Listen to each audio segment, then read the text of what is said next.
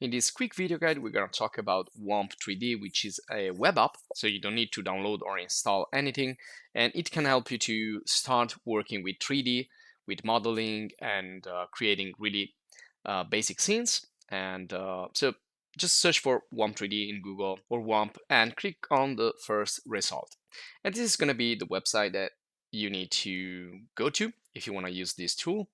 Again, everything is online. It runs through a server. So all you need to do is start for free. So this is really quick and easy and especially free. And you can access with a new account or you can access with your Google account. So you click there. You can either start from there or up on the right. You can sign up for free and click on the continue with Google button. And once you select your Google account, you will be inside the application as you can see. So again, this is a web app, which means that runs entirely on the web and it's in alpha. So it's kind of a, under development version, experimental version, but it's really promising. And here we can search for, we can see other works and also other tutorials. And if we look for like share, we can see objects that have been created by other users by using the various tools that we find in this app. There are not so many tools for modeling. This is not like an expert software or app. To do that, you can download Blender or you can use like 3ds Max or Cinema 4D. So up there you have some settings. You can switch in dark mode. And here we can see other works. This is the home page. Now, if we click on new project, we can start to create our own scene, our own 3D models. And we have a series of tips that will appear every time we run a new scene like this, or we open up a scene. And you will have your own space where the scenes will be saved. And so this is like the basic scene. It's kind of a Boolean object with a cube and a sphere with some subtractions. Now you can move with the scroll wheel. So you can scroll your scroll wheel of your mouse to do the zoom in and out. You can click the right mouse to do the pan, and you can click with the left mouse to do rotate, but you will find the indications up there if you see. So this is just going to be a quick video guide. It's not going to be like a really in-depth tutorial, but it's going to be a quick start guide to help you understand how you can use it. So you can see that the objects have been highlighted when I move on top of them. And you can also add new objects by going down there and clicking on add shape. So this is going to be a cylinder and I can move it around using the arrows. So this works pretty similar again to other 3D software, which by the way, if you're interested, you will find in our channel as well. You will find video courses and video guides.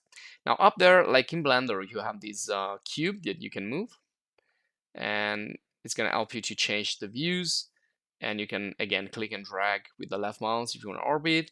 On the left side, we have an outliner. So it's called in other software, where you will find all your objects and you can click on the plus icon and add new objects. So you can see you have many options here. I'm just going to show you something really simple like adding these shapes, pure shapes or primitives like sphere or cylinder. So you can move it around using the arrows. Red, green, and blue means X, epsilon, and Z, just like in other software. Or you can click on these circles. That's going to make it move in two directions. And this one here is for the scaling, these little grips, white grips on the external box. And you can see also you have the possibility to rotate. So you can do it that visually, you can do it using parameters I'm going to show you in just a minute. Now you have in the outliner the possibility also to do some other options of visualization like hiding, showing, blocking the objects, but also you can do like booleans operations and organize your scene into hierarchies. So you can click and drag and you can define another hierarchy. So you can see we are now in a union, which means that everything that it's in there is going to be united, like fused or merged together into one object. So you can see the result. And you can just go there and experiment with all these primitives and these booleans. Now, if you click down there, you can change the material by shuffling, or you can smooth the corners of an object. So you can see now it doesn't have those sharp edges, but it's more rounded. And on the right side, you can define with parameters the various objects. You can change the material. You can customize your material by changing the parameters like metalness or roughness if you want it more shiny, less shiny, more metal, less metal, more transparent or translucent. You can save your object also in the libraries and materials in the libraries and your scene. So you have like your own customized. Now this is to, you can see, increase the merging part, and the form can be positive, can be negative, if it can be subtractive. You can change their position, rotation, size. So you can do it with the parameters, not only visually. You can change the roundness parameters. You can mirror your object, and then you can also export. You can do image export. You can export the 3D model. So when you're ready, you want to render the image. So in this case, I'm selecting only the cylinder is only going to render the object that I'm selecting. So you can do also a selection and export or render only the selection.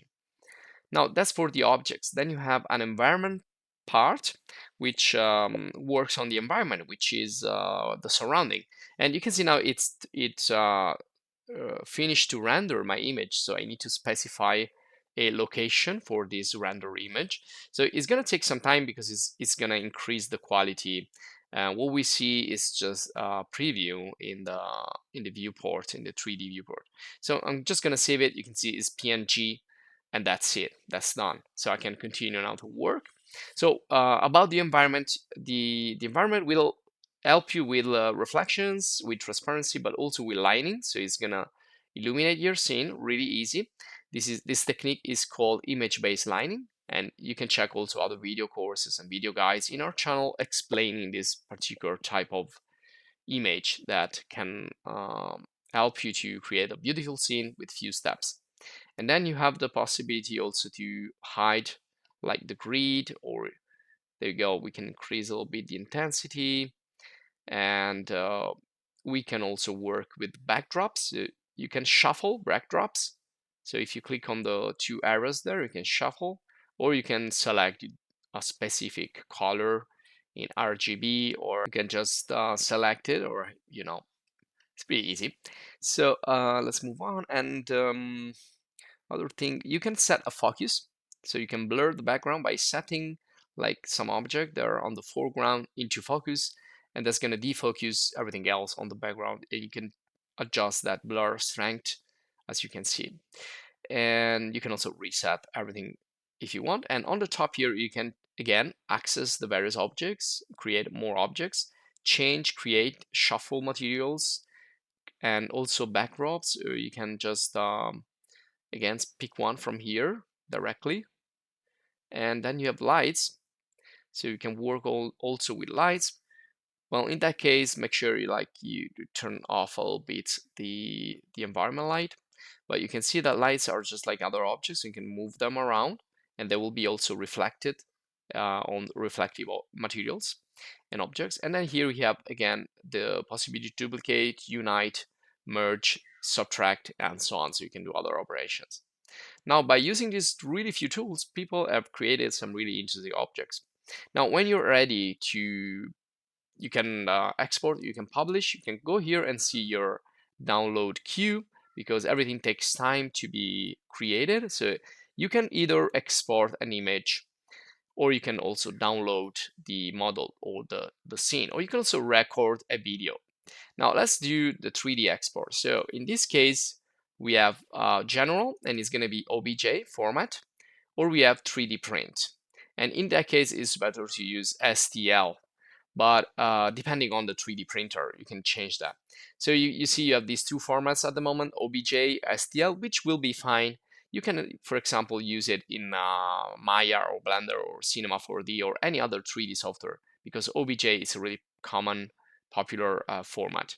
But also STL. Now, if you want materials, go for STL. If you want just the object, the 3D geometry, you can go for the STL. And that's the quality there. You can adjust the quality for the the number of polygons in your mesh, and that's it. You click on export, you just need to wait. So for the images, it's a little bit faster because images just need to be rendered. But for the model, it takes longer, so it takes a few minutes to create your scene. Depending on how complex is your scene, it's gonna take more or less time. Now again, if we go to export, we can change the image resolution, the format of the image. For example, if you don't want the background, you can use PNG and remove the background. Otherwise, you can use standard JPEG image. So that's the background switch right there. You can show the grid or not on the floor. And when you're ready, just click on export and just wait. So all you need to do now is wait for a pop-up window to appear of your windows, and it's gonna ask you where you want to save it, and that's it. So you just need to wait, depending on how big and heavy is your model or your image. There you go. So I've saved there the first render with just the cylinder in the render. So I'm just gonna save this as second render. So you have many ways you can save stuff. If you want to see what you are doing in terms of queue, in terms of what you are exporting or publishing, you can see the download there. And you can see now it's finished to export my 3D scene. So I'm just gonna call this Womp 3D scene, I'm gonna save it, and that's it. I can use it now in any 3D software. And this is the queue right here. So right now it's still creating another mesh. So I'm just gonna close this up. So you can cancel a download operation, you can retrieve it, you can download it again, and so on. So you have all these operations right here. And that's it. So this will be all for this quick video guide. I hope you enjoyed. If you did, please subscribe to the channel, stay updated with other video guides about Womp or other 3D software. And if you want to support us to create more videos on Womp or others, please join the channel as a supporter. So this will be all. Thanks for watching and see you in the next video guide.